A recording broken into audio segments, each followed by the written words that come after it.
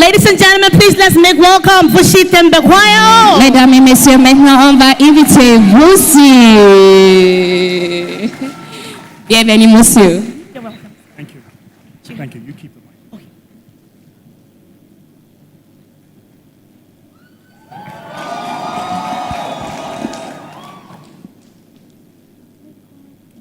For the believers in this room, can I ask that we all stand in prayer just for a second?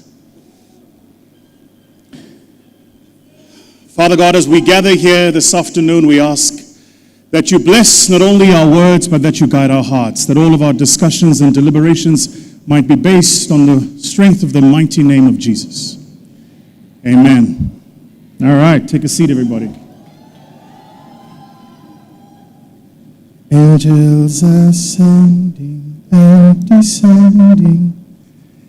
I just got here, and there's already a slip that says time's up.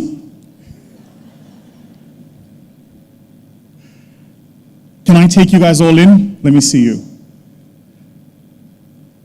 Absolutely glorious. Absolutely glorious. Give yourselves a round of applause, everybody. This is amazing. It is customary where I am from, and we are raised to greet always our hosts when we gather.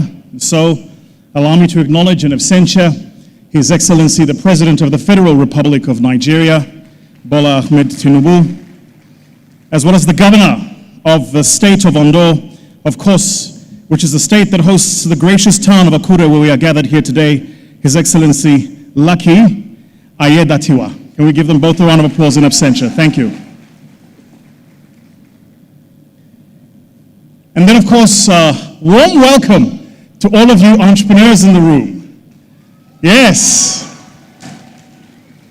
The entrepreneurs, the rebels, the misfits, the round pegs and square holes, you crazy ones who see things differently, who think you can change the world, because for whatever reason, those of us who think we can change the world are the ones who do. Some poetic license there. I want to say first to the good Dr. Sumi who put this event together, I'm not quite sure how you found this venue, but man, you brought us all the way. I have been to Nigeria what must be well over 40 times now. And like most people, we center our experience of Nigeria on the Lagos narrative. And so, for the first time this year, I had the unbelievable privilege of traveling to Abuja. And when I first arrived in Abuja, one of the things I said to my hosts, who is the head of the kingdom of Wari, I consider the king a brother, and he was hosting me in Abuja, and I said to him, you guys actually need to learn to tell the Abuja story. Because what happens for those of us who experience Nigeria through Netflix movies, we think Nigeria ends with the yellow cabs of Lagos and the bridge that connects mainland to Victoria Island. And it really isn't until you see the rest of Nigeria. And I was in Abuja, and the first thing I said to him was, so you guys do know how to obey traffic laws?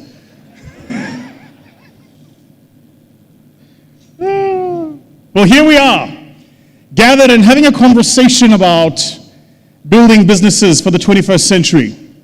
I was sat last night going through my keynote and thinking through some of the items to discuss with us here today, and I had a beckoning question which I thought I might levy for all of us in presence of this conversation here today. And here's the question. Here is the question.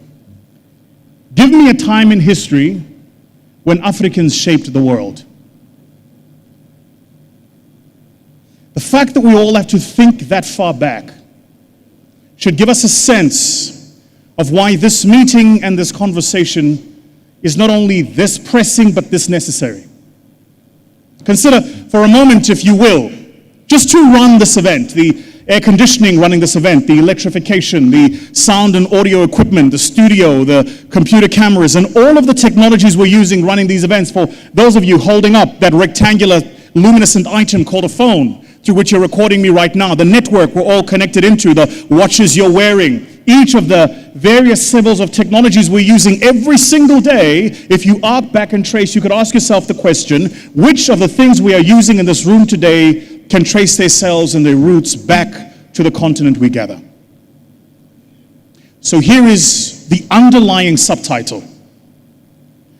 For how much longer will Africa allow the world to dictate the direction of Africa?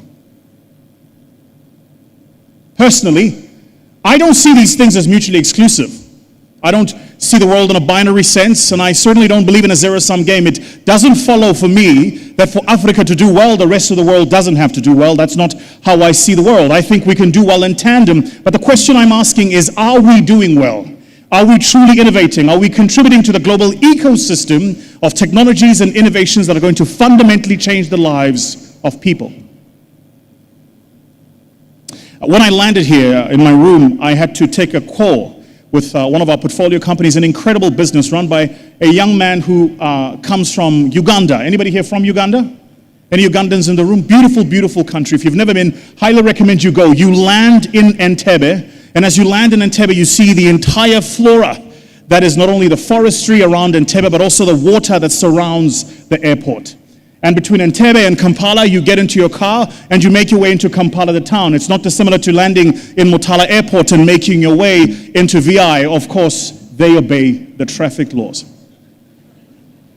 So I'm going to keep coming back to this traffic laws thing because I don't understand it to this day. And here's how my brain works. So my brain is a mathematical brain. When I look at things, I try to understand statistical averages. As I've stood here, I've tried to count, for instance, the number of people sat width by depth and try to get an estimation of how many of us are in this room. Just statistical averages. Then I'm wondering how many networks are we running? How fast are those networks? How many of us here are transmitting data? And therefore, what's the average use of data per second that all of us are transmitting? Just standing here. This is how my brain works. So when I land in Motala Airport and I'm making my way to Victoria Island, and I notice that there are 5 lanes on the freeway, but 15 lanes in driving, my brain immediately goes, how does this system actually works? And here is the beauty of what the rest of the world can learn from us, is that for us, chaos and complexity not only is a way of life, but actually is a way of contributing in life. To the rest of the world, it looks chaotic. To VUSI, who grew up in Joburg and understands fairly Eurocentric rules, for instance, rules like, listen to this, Nigerians, you're going to love it, when the traffic light is red, the idea is to stop. That's an instruction, it's not a recommendation. This has been playing at the back of my mind. Then I traveled to a beautiful place like Uganda, for instance, and I noticed they have these little tuk-tuk bikes called bodabodas. Any of you here who have traveled to East Africa will know what it is that I'm talking about. And these bodabodas are always just within an inch of a collision or an accident, but the accident never takes place. Now, for those of you here who are mathematically inclined, you could calculate the statistical average and therefore the proclivity for the accidents to happen. The idea that there are hundreds of thousands of bodabodas on the road every single day, doing hundreds of thousands of kilometers every single day, coming into contact with hundreds of thousands of other bodabodas on the road every single day, in a road where there's hundreds of thousands of road users every single day, all making their way to a few limited number of destinations. And yet, even though there is an incidence within an inch of a collision never actually takes place. To the rest of the world, this is a miracle. To us, we call it Africa.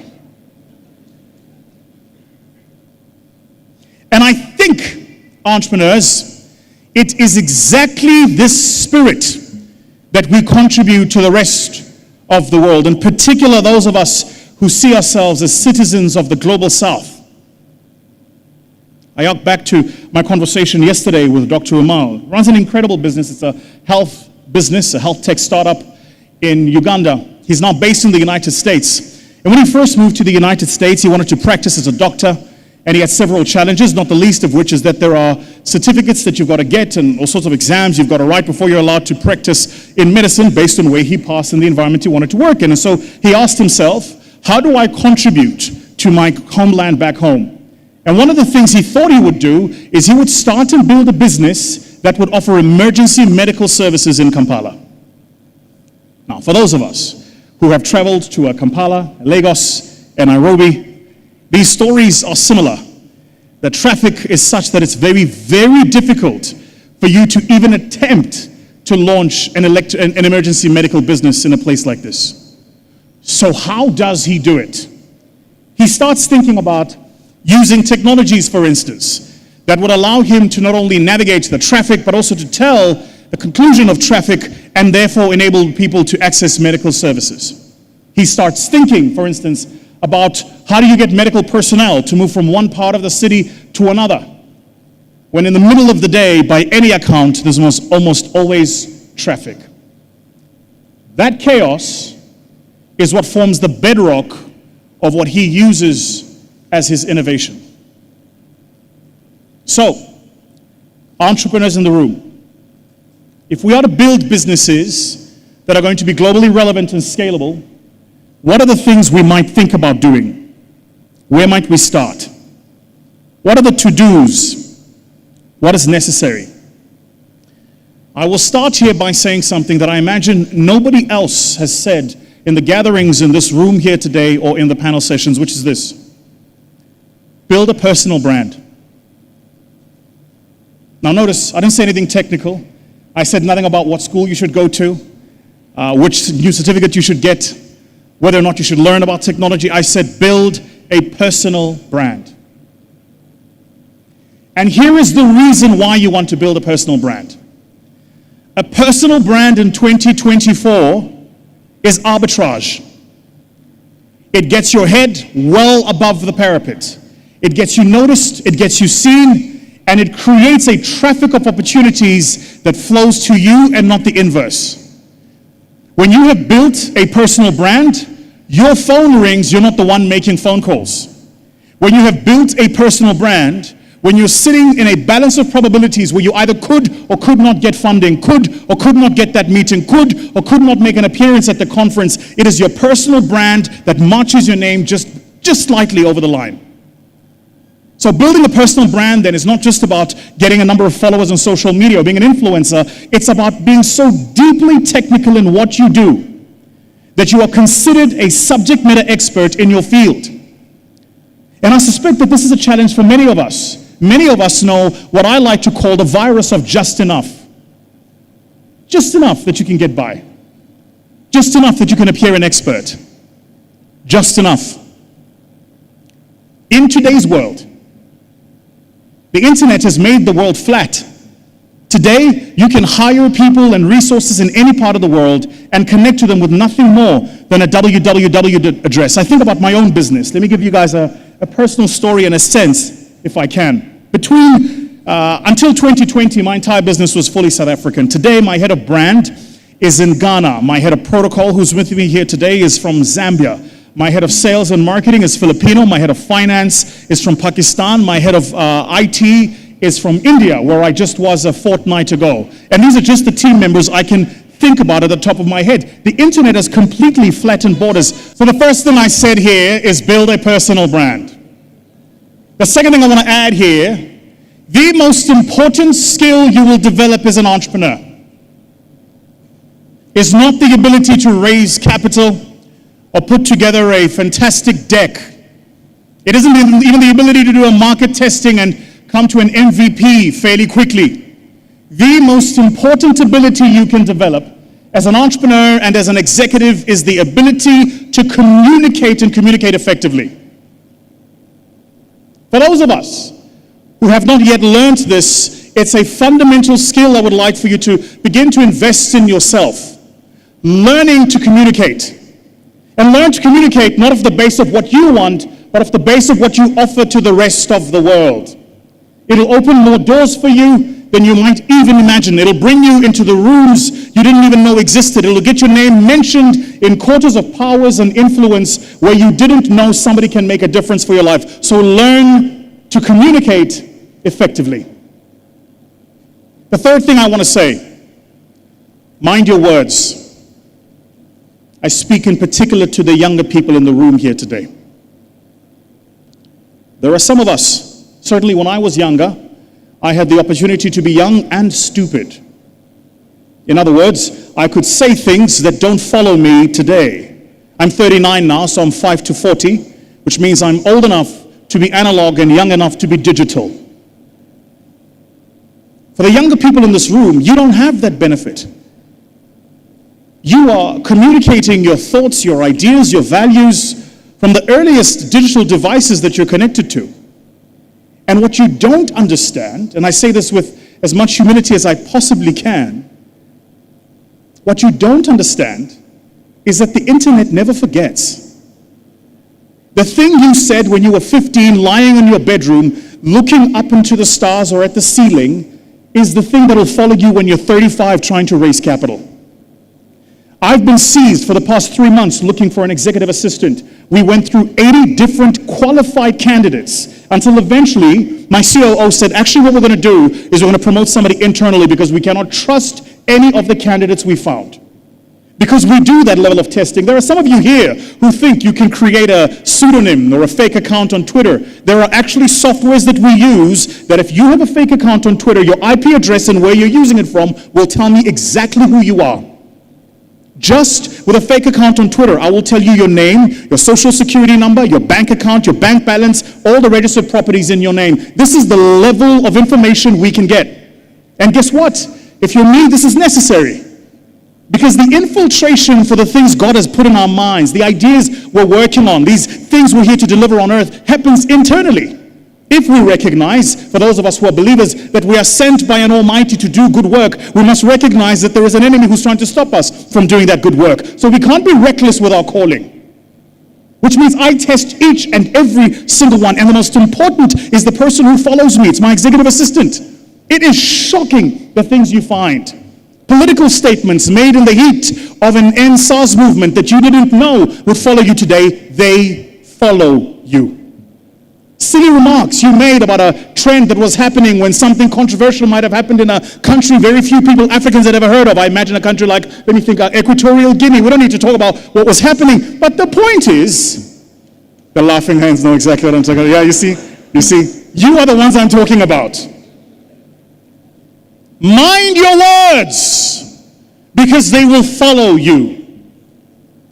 You see, power, influence, and capital moves in silence.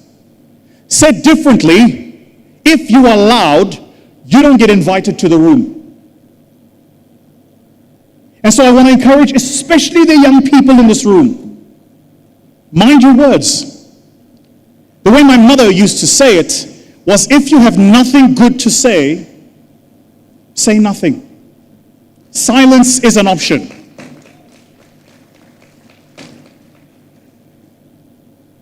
The fourth thing I want to share with you, the incredible asset of learning to show emotional intelligence.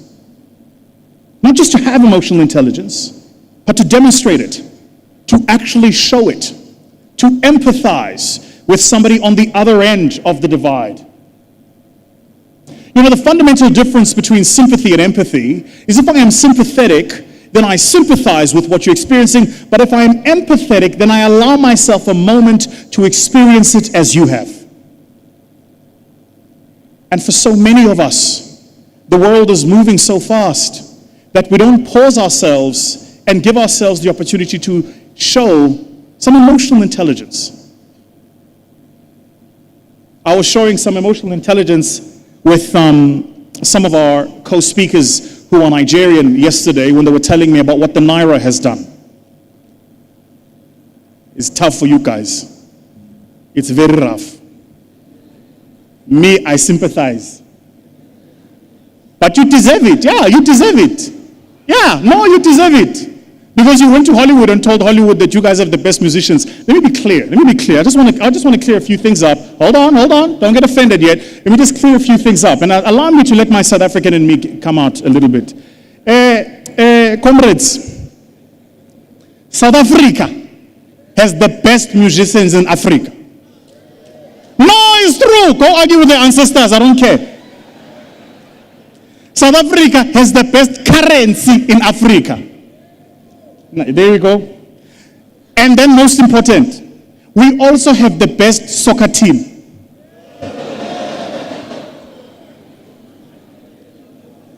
Argue with your ancestors, I don't care. Super Eagles, you mean Super Chickens? When was the last time they won anything?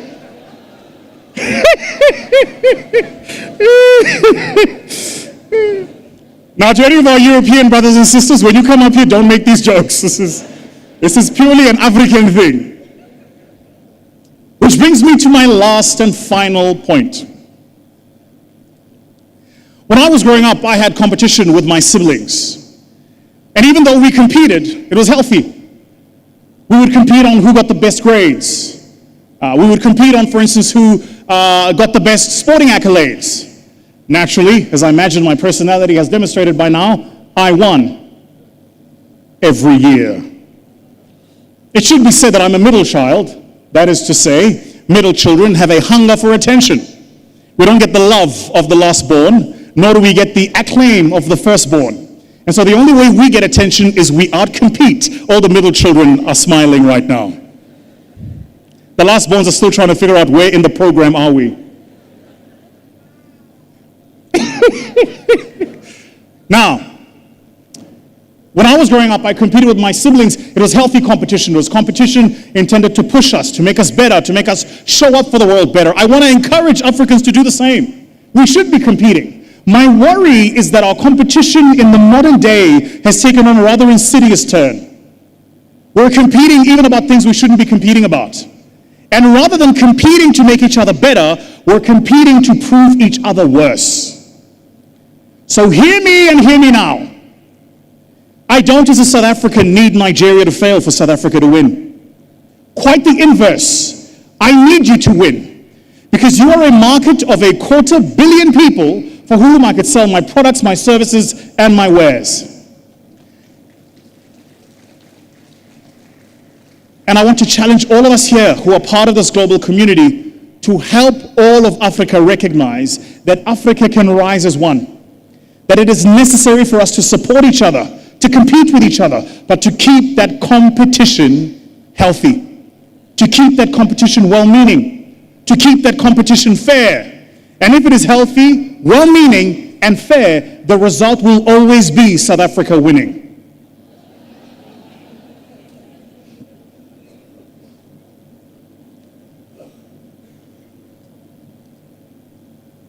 We live in a world that is in the middle of turmoil and conflict.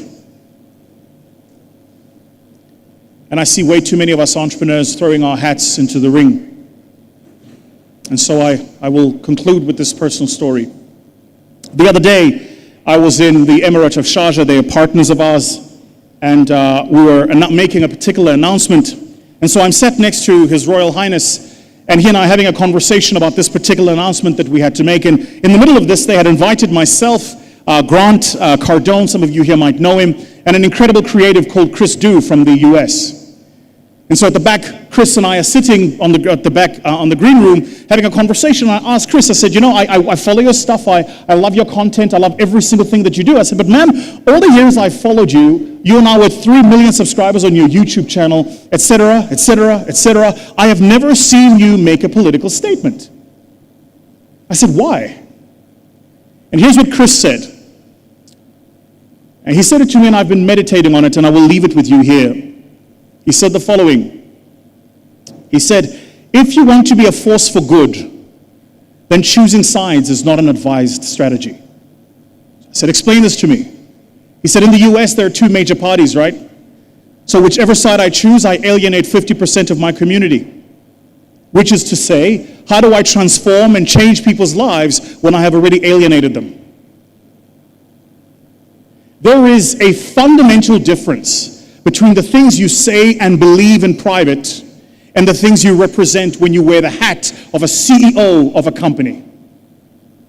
There are things I believe that I would not dare say because I recognize that my mouth is currency. That the things I say influence my laborers and the people in our team's lives. They influence the portfolio companies where God has graced us to have interests. They influence all of the territories where we do business. They influence those things. And so when I recognize that my mouth is currency, I'm cognizant that my thoughts can shape direction. So the trick is this. Stand on principle, but remain neutral. Standing on principle means recognizing what you stand for and acting for what you stand for. Remaining neutral means not trying to convert other people, because that's not your job. Your job is to create value, to build a balance sheet, to innovate, and to transform lives. And to do these things, you need to reach to everybody, even those across the divide. I want to say to the good doctor and the board, my sister Norma, and everybody else on the board, thank you so much for the invitation for me to be here. I'm truly honored and privileged that you've invited me and seen me fit to share the stage with some of the illustrious speakers that you have in this gathering.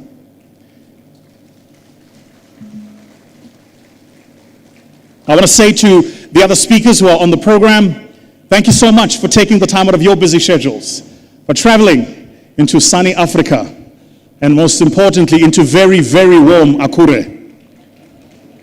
You know it's warm when a black man is sweating. It's hot. No, it's hot. It's hot. And lastly, there's somebody in this room who's on the verge of giving up. There's somebody in this room who's thrown everything they have at it. There's somebody in this room who's tried everything. You've called in every favor. You've invested money even you don't have. The product is not working. The market is not turning out. The customers are not coming. The funders aren't answering the phone calls. And you're sitting here in a gathering and they've got some guy in a blue suit telling you to mind your words.